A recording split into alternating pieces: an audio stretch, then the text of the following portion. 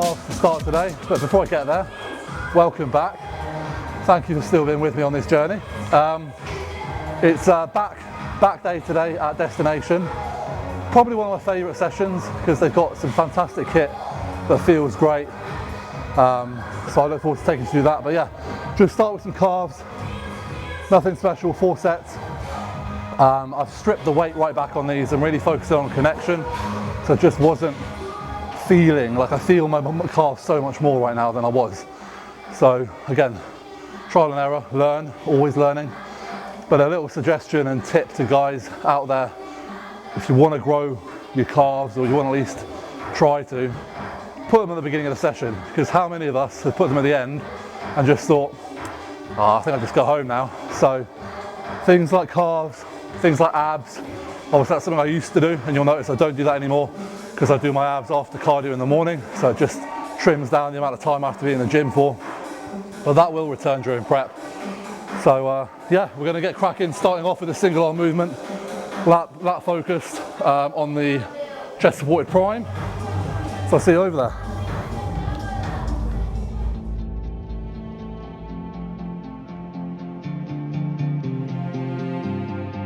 So like with all my pull sessions, posterior sessions, back sessions, in the back parts I always like to start with a single arm, just to really focus particularly on the lat.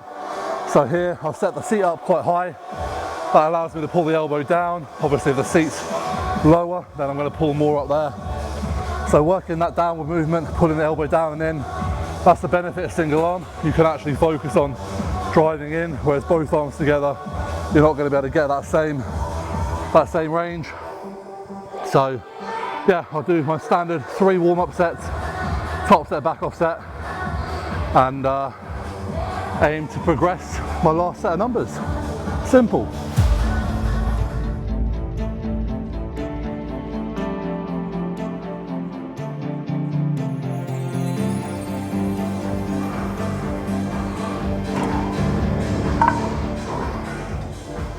I'll say it now at the beginning of the session before it gets too out of hand, but it's notably warmer today. So if you're someone who's repulsed by sweat, this might not be the video for you. However, if you're into that shit, hang around. You're in for a treat. So that's why the hairy shoulders are out. Not because I think I look good in the vest, far from it. Simply for temperature control measures.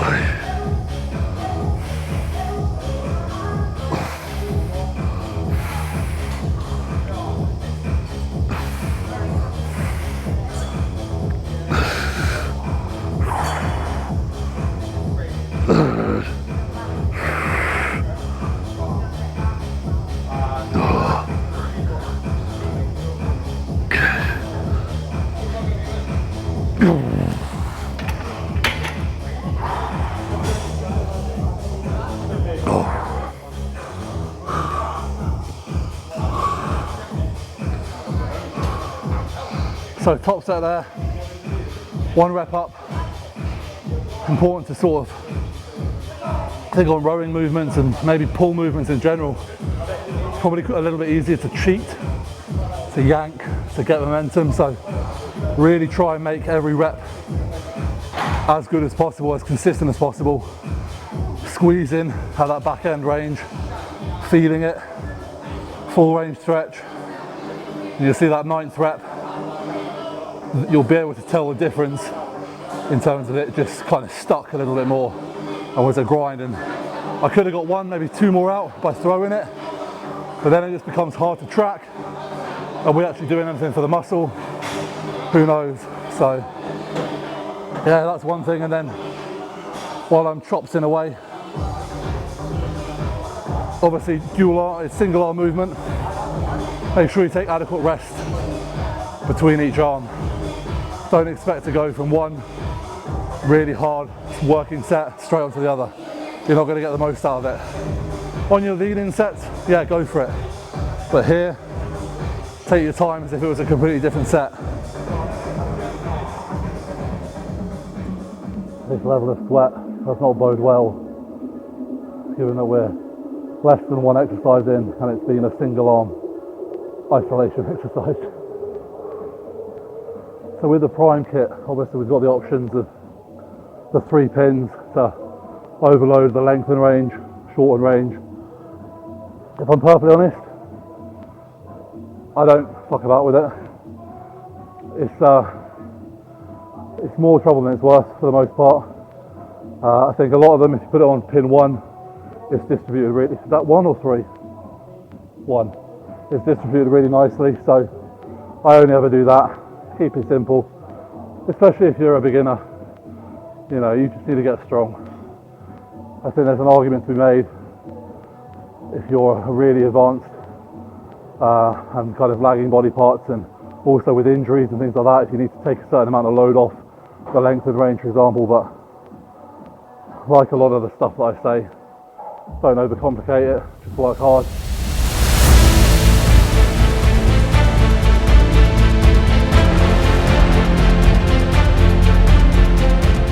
So a nice bit of meat and potatoes now. The bent over row, no, I love that. So hitting this, two working sets, top and back off, grip it and rip it. Not a lot to say on this one. It's not about that contraction, it's about moving load in a manner of control. I've spoken about this before with the bent over row. If it's too perfect, you're going to be missing out on load. If it's too sloppy, you're going to be missing out, well, you're going to be risking injury and missing out on actual muscle recruitment. So there's a happy medium, but this is certainly one where there's more, what do the kids say? There's more yeah buddy.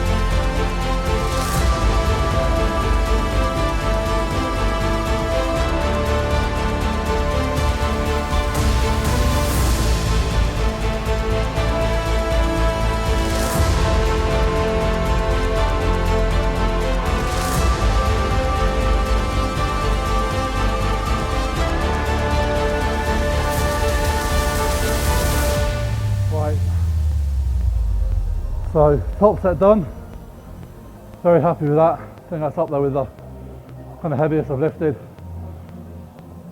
Those who watched the last video, posterior, last training video, will know I don't wear a belt anymore.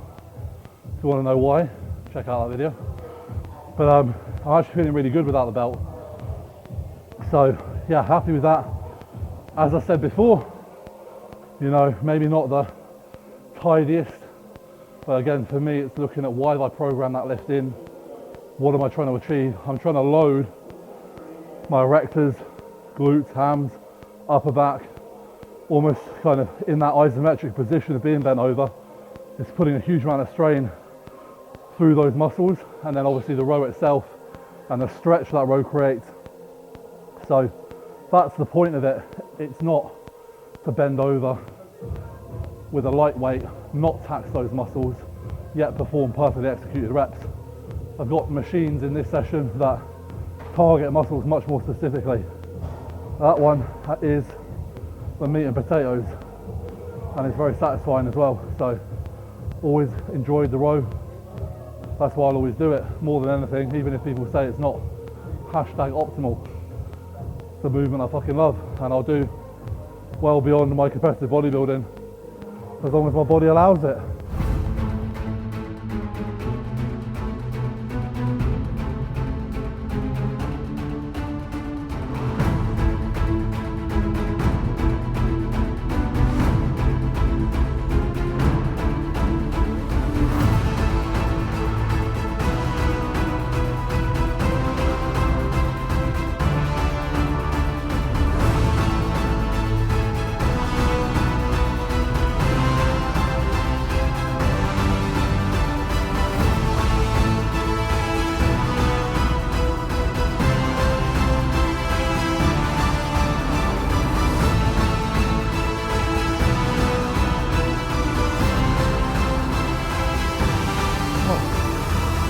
I bet those of you who like criticising my breathing and have a field day,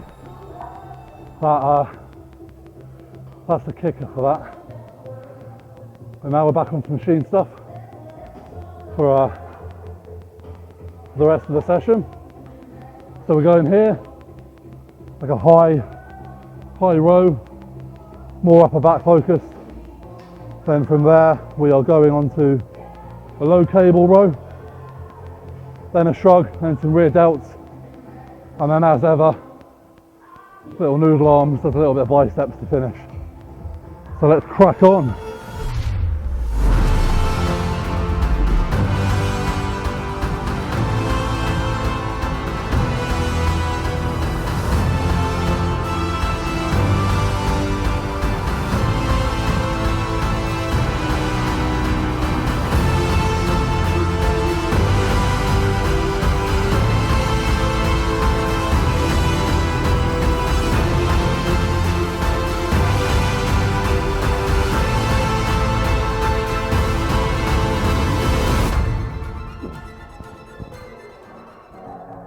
Oh, yeah. Oh. Oh.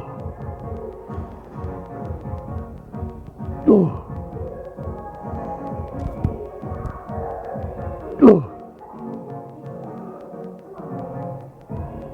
Oh. Oh. So at the end of that set, you'll notice I did a couple of partials. I don't do partials terribly often. I think you've got to find the right bit of kit where you're actually still locked in and you can still, use the appropriate musculature rather than just sort of spazzing about a little bit. And also, I don't believe in doing them every set, for example, throughout the session, because they are an intensifier. They are getting more out of you, your energy stores, your nervous system. So if there is a movement, so this is one for me, for example, that feels good and feel I can get something out of it, I'll throw a couple in, probably on this set and the back off set, but that really will be it over the course of the session. There won't be any more there. I just don't see the need, don't see the point. Yeah, I don't think I've talked about that before, so they definitely have their place at the right time on the right movements, and only you can really decide that. Just between exercises, talk about a little bit about lead-in sets, warm-up sets, whatever you want to call them. I'm sure I've spoken about a lot of these things before, but it kind of sparked a thought to talk about today because I saw Kuba post something, maybe a reel or something, and I got a lot of time for Kuba. Good, great bodybuilder, great coach, but it doesn't mean I'm going to agree with everything. I wouldn't say I disagree, but he was saying kind of about, he called it junk volume, how, sometimes like people do too many leading sets, which is definitely a valid point. Some people do. But I also think it's important to identify what feels best for you. So although I'm well into the session, I'm sort of still doing 2 leading sets of, anywhere from 15, 12, 10, 8 reps. And the reason I'm doing it is because although I'm warm, it's still a new movement, and to get to my working set and working weight, I want to make sure that I'm connecting with that. And I think sometimes if you don't do any, there's a risk that you're not going to get in that movement effectively from the first rep. If you're doing just one warm-up set, there's again, maybe you'll do that and then it'll be too big a weight jump, it'll be a bit of a shock. So I find that once I'm into the session, I'd say pretty much universally, if I'm doing top and back off work, I'll do 2 lead-in sets. And I wouldn't call it junk volume because I'm still concentrating on every rep. I'm still focusing on the execution, the contraction, I'm still getting something out. Now again, I know what people's arguments would be. It'll be, well, surely if you're doing that many reps, you're fatiguing yourself ahead of your top set. I mean, if you're that unfit, and this coming from me, I think you're in a bit of trouble. I think certain movements like chest, maybe you're going to fatigue quicker, but I think for, again, I'm just speaking personally, this is all I ever do on here. I'm not here to dictate what people should do, just take note of what I do and apply it, try it, see how it feels. But for me, like back, delts, legs, higher rep warm-up work really feeds into some fantastic hard working top sets, but also really nasty connection. So again, my way, not necessarily the highway, but just shows how people have different opinions. And it's the beauty of bodybuilding. There's so many ways to skin the cat. I'd say me and Kuba are fairly similar in our training approaches, yet there's still that discrepancy, and then there's other guys who have a completely different approach and who are still fucking big motherfuckers.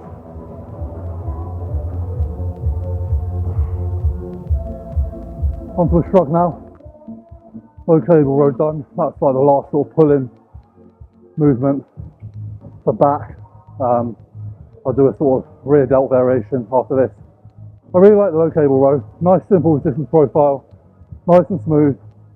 I like to do it towards the back end, if not last, of my back exercises, because A, the stack is kind of light, so I'm going to need to do more reps, but it's just a great finisher. I'll do a drop set on that, high reps, really nice full pump now, go into some upper trap work, and then rear delts, and then the baby biceps.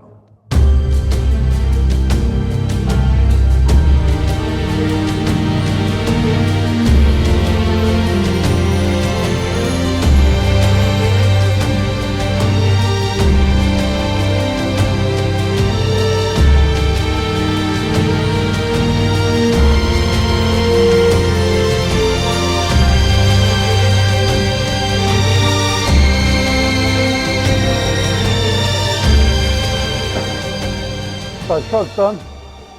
Not a lot to say on shrugs.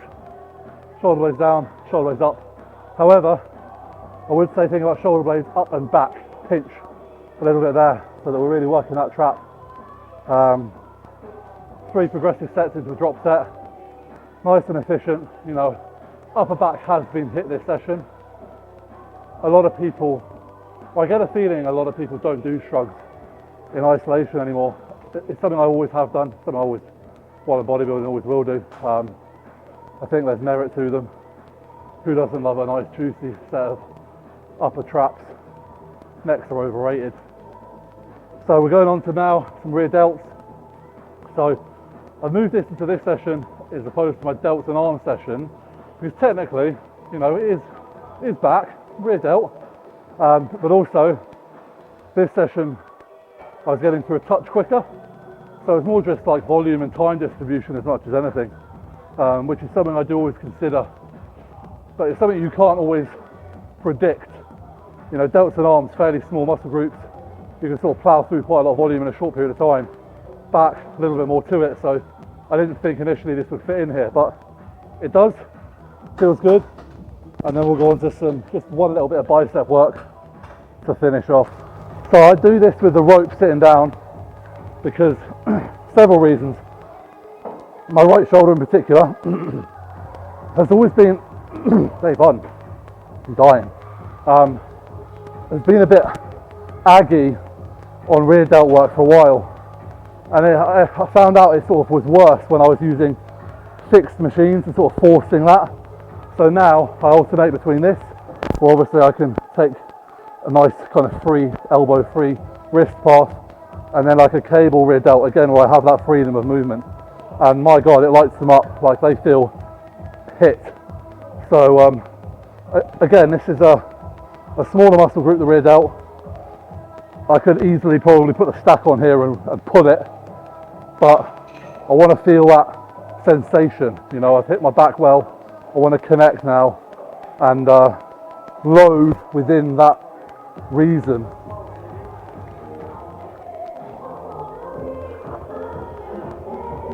So smash through this session. I enjoy training period, but so there's always going to be at certain times, certain sessions that you look forward to and enjoy, and I'd say this is one of them. This and probably delts and arms as well at the minute.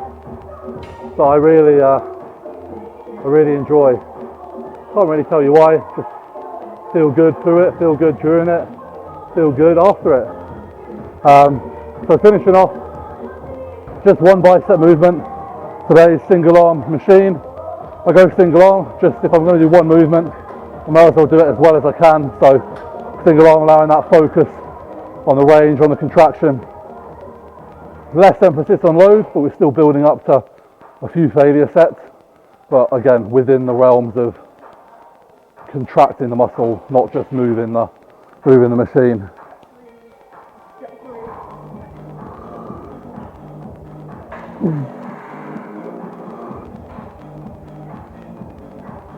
Oh, yeah. Nice old school setup with the I don't know what I'm fucking saying, with the sets here. There we go. 6 sets. First 3 going up in weight, 4th one heaviest weight, and then back down for 2 weights after. So yeah, plenty of volume. 3 failure points on those 3 latter sets, and my biceps feel as big as they're going to feel. We'll take it. Single arm, isolation. We don't need too much rest, but at the same time, I do want these sets to count. So happy medium, catch my breath, get a bit of blood moving, and go again.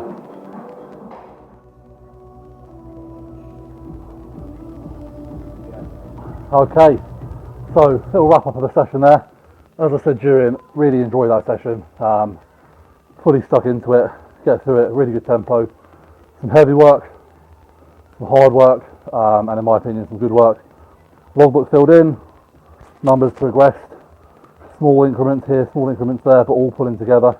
And that's one thing that, you know, you've not really seen a physique update from me for a while, and you won't probably for a long time yet, just because I'm extremely hard on myself. I don't necessarily like the way I look off season, but I have to detach myself from that and focus on the other tangibles, like my training progression. Obviously, I'm feeling tired, I'm feeling bloated, I'm feeling very off season, but I need to hang on to the things that I can track to progress, because otherwise it's just, you know, you can quite easily lose your head. And I won't lie, like the past few weeks I've thought, oh, I'm not sure this is worth it. I'm not sure if this is, you know, the right thing to do. Do I keep pushing? So I've just stopped being a little bitch really. But great session. I know the videos lately have been a little bit just sort of training. That really is the focus of this off season, so that's kind of why that's the case. But we're getting through it, and obviously please, if anything is there particularly you guys want to know, want to see, just put it down in the comments. We will do our best to make it happen. And in the meantime, from me to you, keep training hard. Thank you very much. Like, comment, subscribe. Really appreciate the support. Thank you.